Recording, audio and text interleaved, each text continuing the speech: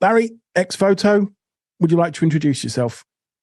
My name is Larry Rainwater, and I am the bass player and singer of Exvoto. And I've been doing this since I think 84. We've been 83 or 84. We've been doing this band. Wow. And how did that come about, Larry? Well, I used to play in punk rock bands, and it's just, natural progression. I didn't know what I was doing when I first started, and then I started to learn a little bit more how to play. And then I got to the point where I started to realize that you have to have more control over your music and where it's going than leaving it all up to 5 people trying to decide your fate. So I decided to learn how to write songs, write lyrics.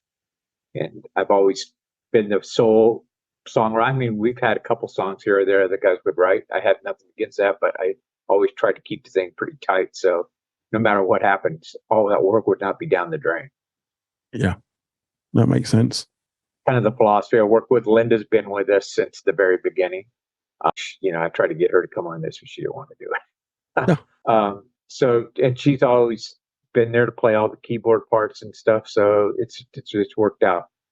And we've been through about 100 guitar players. We had Penal D, who went on to be in Penal Colony. He was a guitar player. Dave Ryan, who now plays with Vision of the Void. He was our guitar player at one time. Mark Allen, who plays with Hyena Motorcade. He was in our band at one time. So we've gone through a long list of guitar players. But and just keep evolving.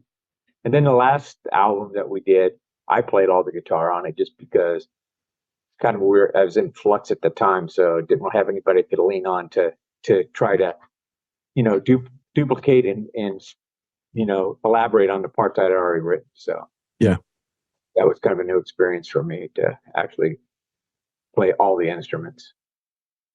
Wow, so you're quite multi-talented in there as well. Well, I can play everything. I can play anything a little bit. Well, that's still an achievement, isn't it? Yeah, just enough to get myself in trouble. But to me, what keeps me going is the experimentation. I think if I ever mastered any one thing, that the discovery would kind of be over, and it wouldn't fuel me as much. It's like I like discovering new things and trying to figure stuff out. So it kind of helps not to be a master of anything, but just continually learning. But you came up with an unusual name, didn't you? Exvoto. Yeah, it's Latin. Yeah. In California, of course, there's a lot of Hispanic people there, and they picked up on it right away, but a lot of other people didn't really realize what it meant. But it's secret vow or a promise. And there's even some places, some Catholic churches that have Exvoto rooms where they actually make little, models of their cancer or whatever they want to be cured of, and they go and they put it in the room or that they've been cured of. Those are quite haunting places if you go in there, because there's all appendages in there, And I can imagine that's a bit odd. Kind of creepy, I know back when we first started the band and we sent some stuff to Merciful, and remember they told us, they said, well, we actually listened to it right away because you weren't the something of something, because everybody was like the Sisters of Mercy, the Martin, everybody had a the and the something, Guilds of Nephilim. So it kind of, unmistakable name. It is. And it looks good. It does look good. And you had a heck of an image, didn't you? How's do you still perform live? We went out about 3 years ago. We did was it 4 or 5 shows on the West Coast. We played in Oakland, we played in Hollywood, we did a show in Los Angeles and one in San Diego. So we don't actively look for bookings, but if somebody comes up and offers us at least enough money to pay our way out there, we'll try to put other things on the way. Yeah, but don't blame me. Have you played in Europe, Larry? We had a whole tour booked by Pied Piper out of Italy. We went in, we landed in Belgium, in Brussels. And from the time we landed until the time it was to go home, we could never get a hold of our booking agent. And we tried to call the clubs. They'd never heard of us. We spent a week in Europe.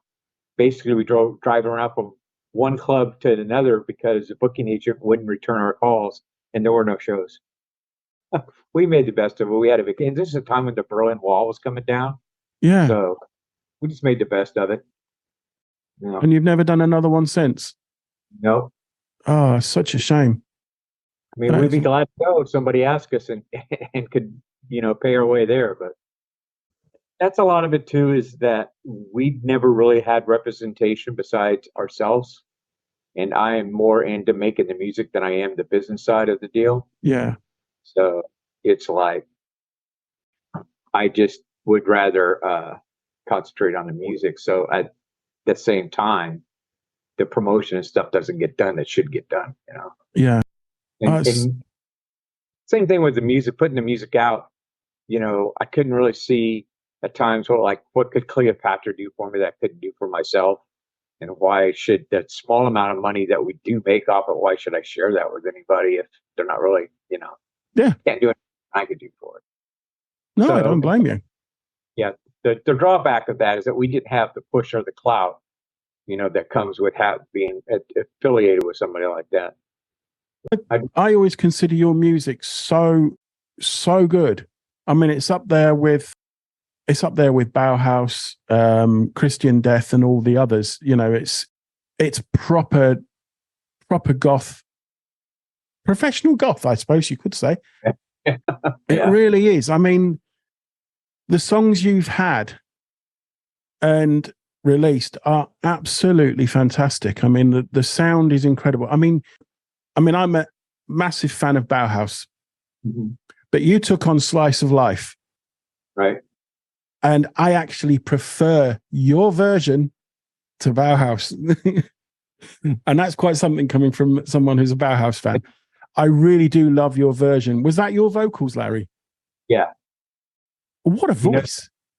The funny thing about that song is they asked us what song we wanted to do. And as I was working it out, recording it and stuff, I said, you could make this go right into Bela Lugosi's Dead at the end, right? So we just thought that would be a fun thing to do, to put that drum beat at the end.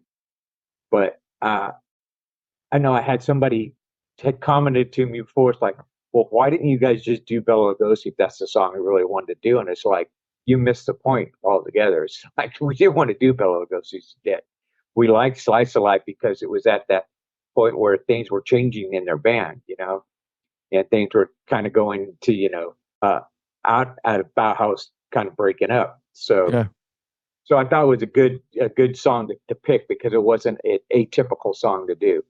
No. But I had Daniel Ash in New Orleans work at the Shim Sham Club, and just talking to him about it. So we once did a song, saw a cover of your song. He's like, "Oh, you're that band." So apparently he had heard it at some point too. So that was kind of cool. It was an extremely good version, and that running at the end to Bela Lugosi's Dead, you nailed it. You really did nail that.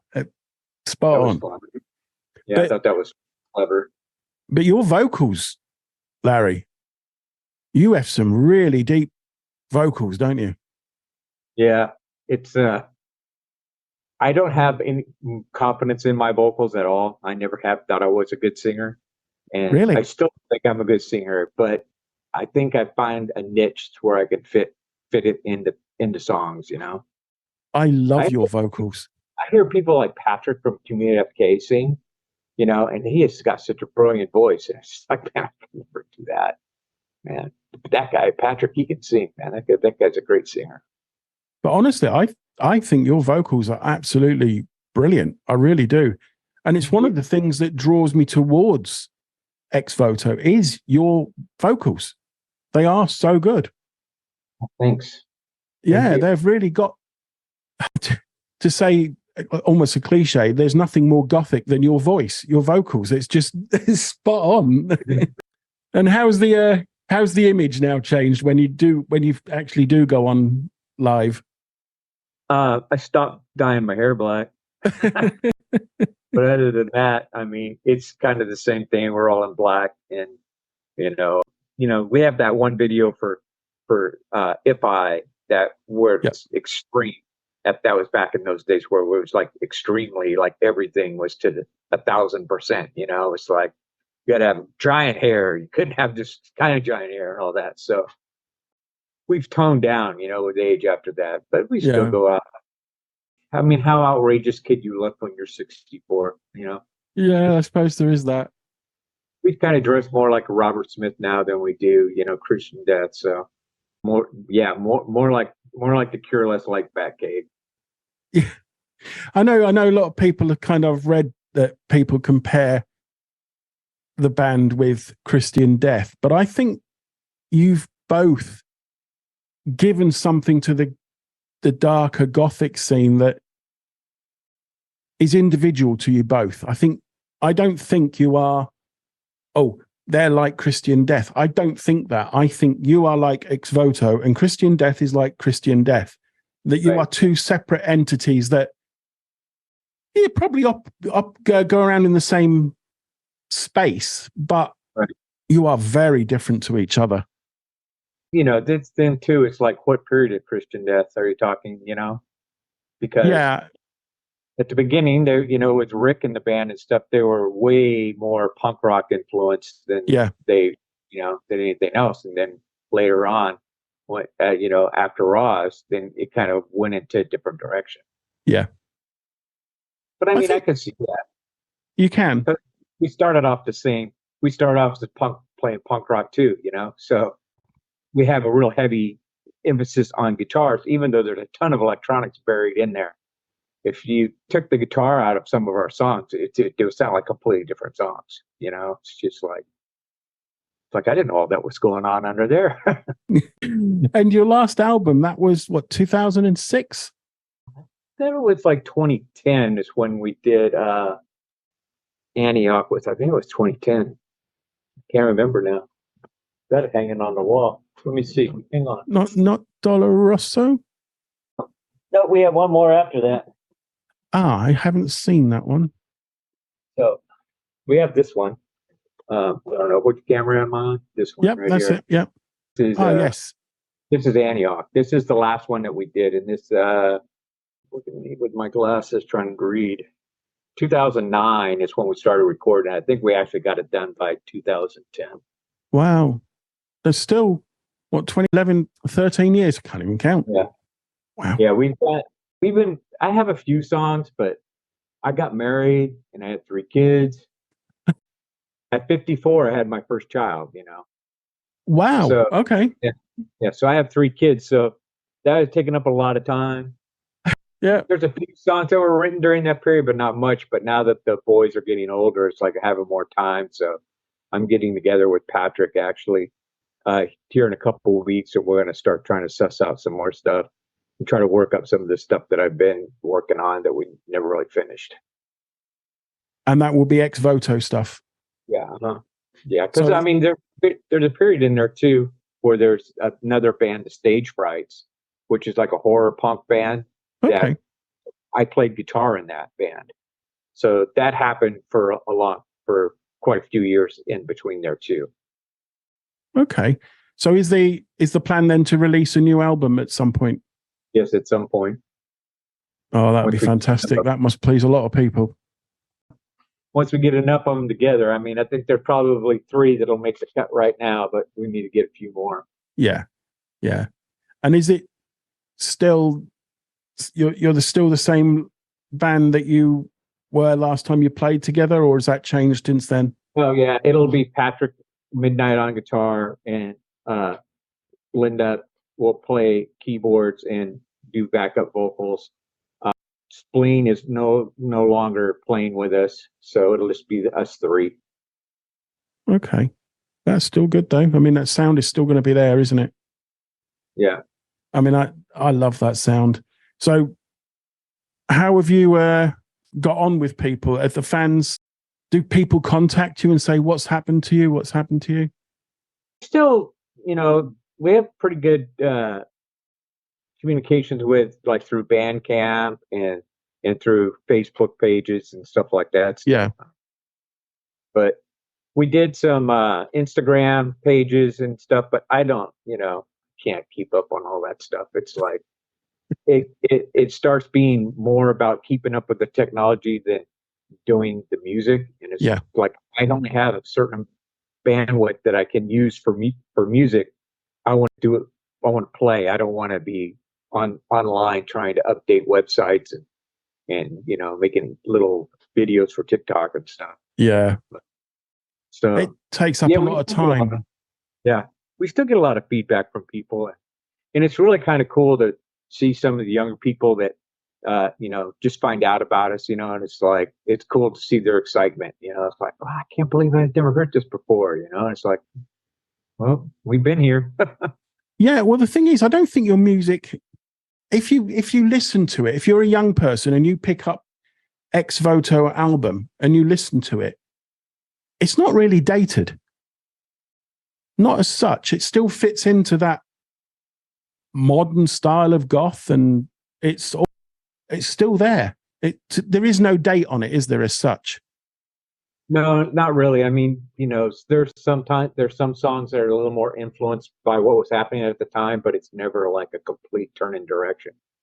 No. I always kind of stick with the same thing. And what were your influences early on? When I was a little kid, I remember Alice Cooper was a huge influence on me when I was, little. And then, I liked a lot of mainstream stuff coming up as a teenager. And then, late 70s, I got into punk rock, got into New York Dolls first. And then that led into everything else that came after that. And it was really kind of weird because I started playing in punk rock bands, and then I wanted to learn how to do all the music and stuff myself. So I locked myself in my dad's garage and learned how to play bass and figured out how to record using one cassette recorder, bouncing it to another one and bouncing it back to write songs with. And during that whole time, and then it's kind of strange because I was pretty isolated and I was doing all of this on my own. And then I finally got enough songs together where I wanted to try to put a band together.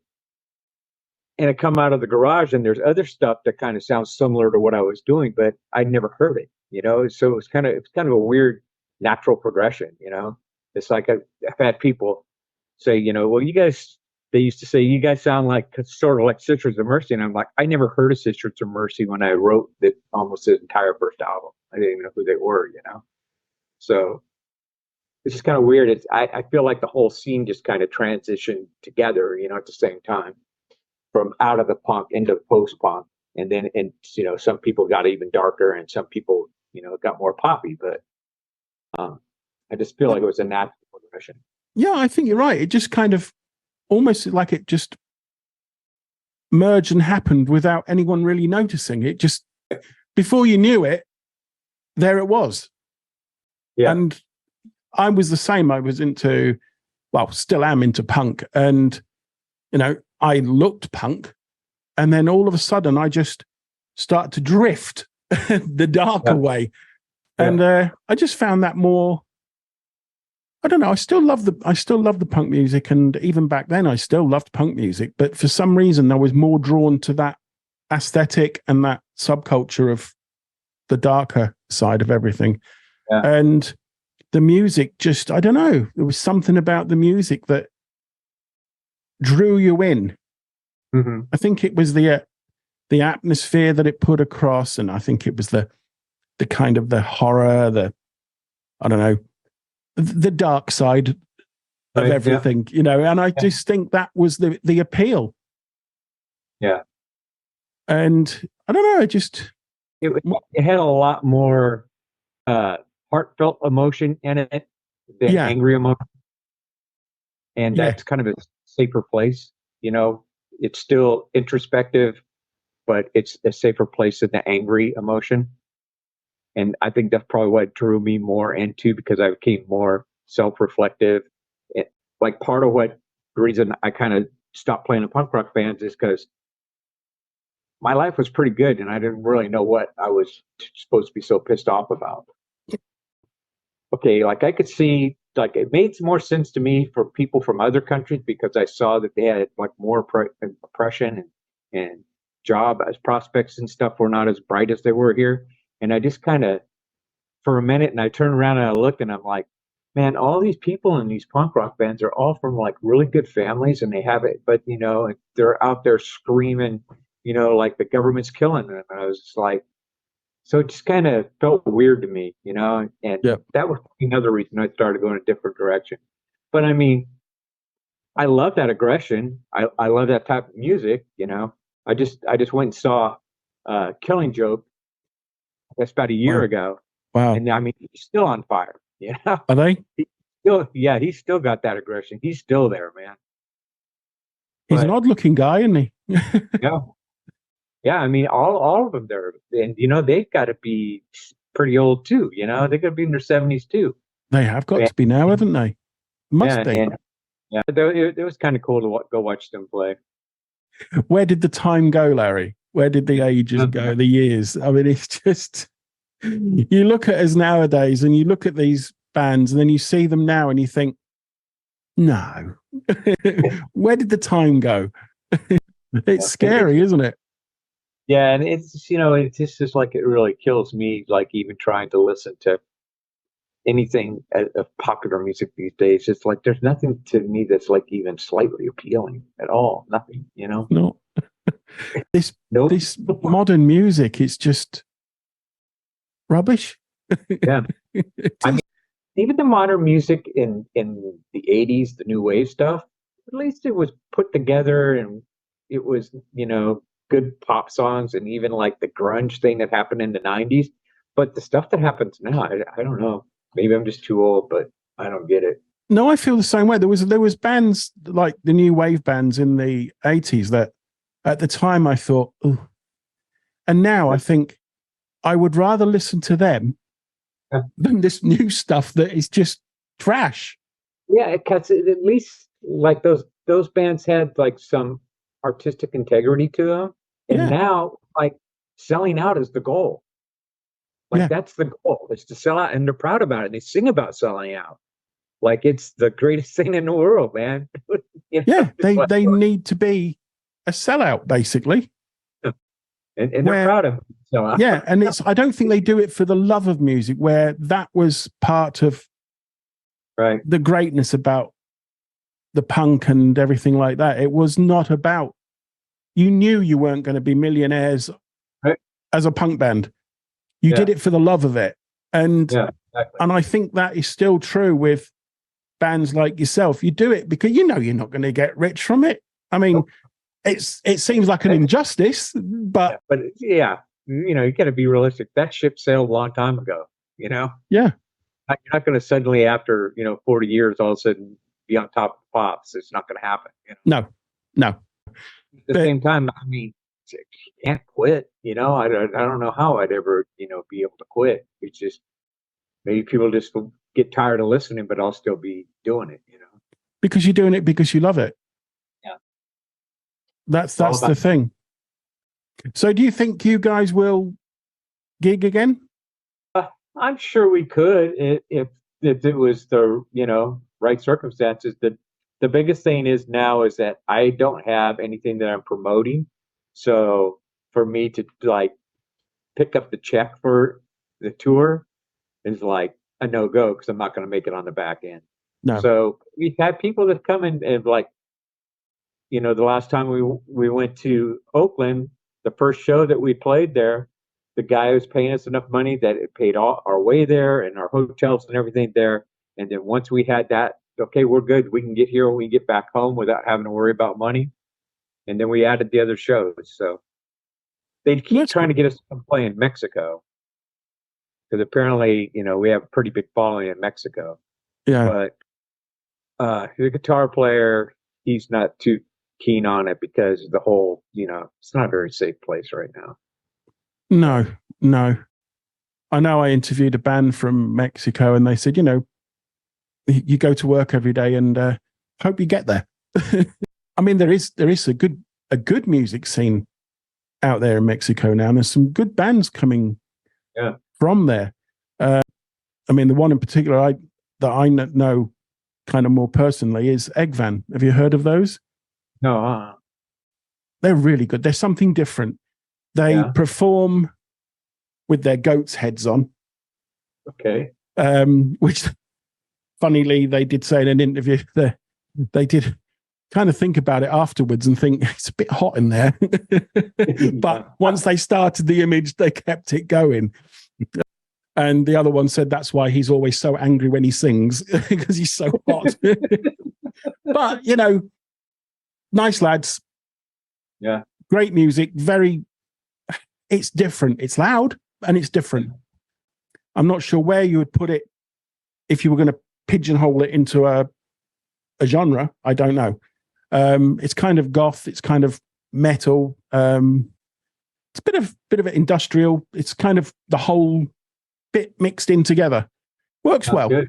But no, I mean, I can understand the safety fear, but I can imagine, I can imagine you having a good following in Mexico because they seem very open to music like this.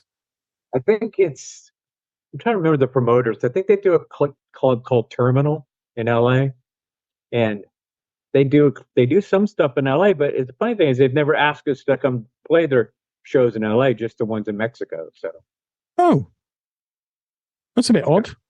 Yeah, I know, because usually we draw a lot better in California than we do anywhere else, just because Yeah, I know there's quite a few goth bands in New York.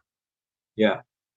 And that scene seems to be coming alive again, because I've been seeing more dance nights popping up in New York now and stuff than that there had been for a while.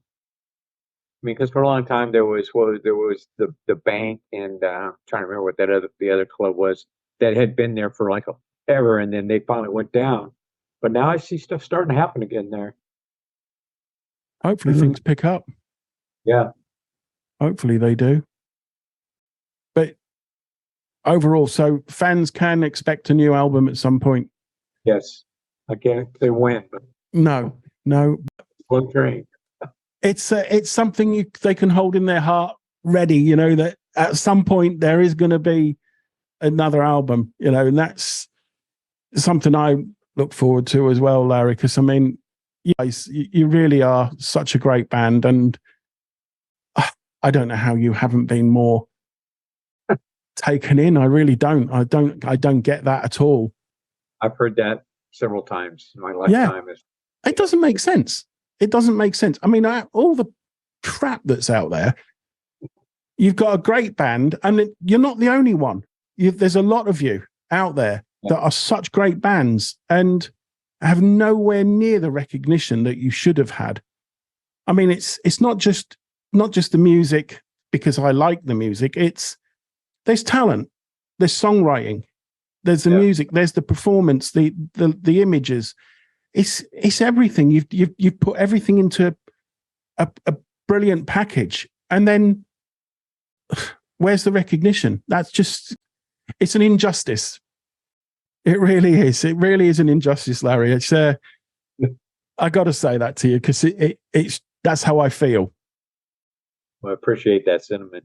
No, you're welcome. I mean, that's one of the reasons I wanted to talk to you, was because my whole idea is to push bands that I feel that need pushing and getting out there a little bit more. And I thought, will I ever get to talk to the guys from Exvoto? And you replied, and I thought, well, yeah, I'm sorry. I know you asked me before, and I tried to get the other people in the band. They just didn't want anything. I don't know. I think they're a little self-conscious to, Yeah, it happens. It happens, Larry. There's a fair few bands like that, and some people are. Put them on a stage, fine. Right. But put them on a camera, that's a bit different. That's what Linda said. She's, nah, I don't like doing that camera stuff. And I'm like, okay. Yeah, that's it. Yeah, you can go on stage and perform. But I think, you go into a different zone, don't you, when you're on the stage? You put yourself in a different place, and I don't even know where I go, because when I get them playing, I'm like, I don't even know what happened.